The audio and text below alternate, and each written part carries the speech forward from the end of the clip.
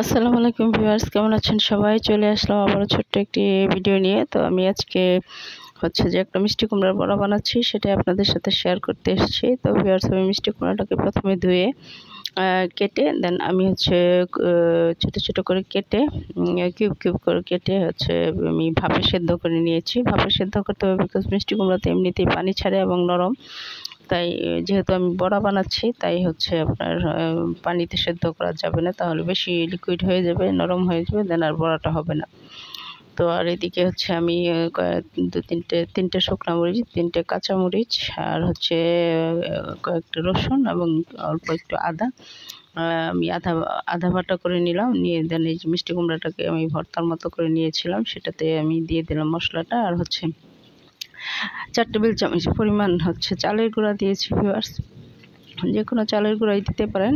চালের গুঁড়াটা দিলে বড়াটা যে আপনার বাইন্ডিংসে চলে আসবে, দ্যাটস ওয়াই চালের গুঁড়াটা দিতে হবে। তো আর আমি দিয়ে দিচ্ছি হাফ কাপ পরিমাণ পেঁয়াজ কুচি এবং দিয়ে দিয়েছিলাম হাফ টেবিল চামচ মরিচের গুঁড়া, ধনের গুঁড়া এবং জিরার গুঁড়া, আর অল্প একটু হলুদের গুঁড়া দিয়েছিলাম।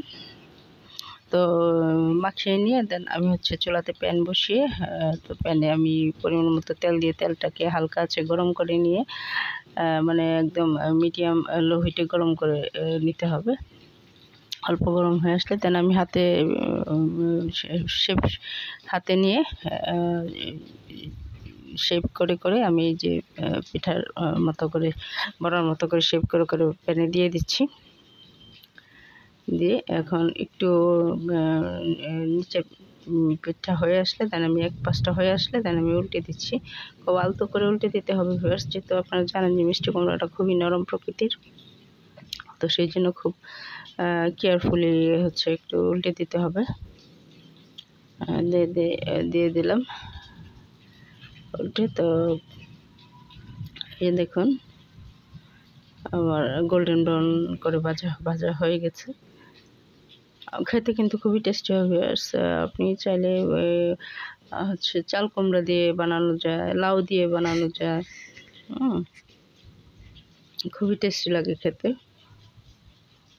আর ধনেপাতাটা থাকলে আর একটু বেশি ভালো হয়, বাট আমার ঘরে ধনেপাতা ছিল না, তাই আমি ধনেপাতাটা দিতে পারিনি ভিউয়ার্স। তো এই যে দেখুন হয়ে গেছে আমার মিষ্টি কুমড়ার বড়া। তো ভিউয়ার্স, আসলে রিয়েলি খুব টেস্ট, একবার হলেও করে খেয়ে দেখবেন, খুবই টেস্টি হয়। তো এই যে হয়ে গেছে আমার মিষ্টি কুমড়ার বড়া। তো আজকের ভিডিও এই পর্যন্ত। সবাই ভালো থাকবেন। ভিডিওটি ভালো লাগলে লাইক কমেন্ট শেয়ার করে পাশেই থাকবেন। দেখা হবে আবার অন্য কোনো ভিডিওতে। সেই পর্যন্ত সবাই ভালো থাকবেন। সবাইকে অসংখ্য ধন্যবাদ। আল্লাহ হাফেজ।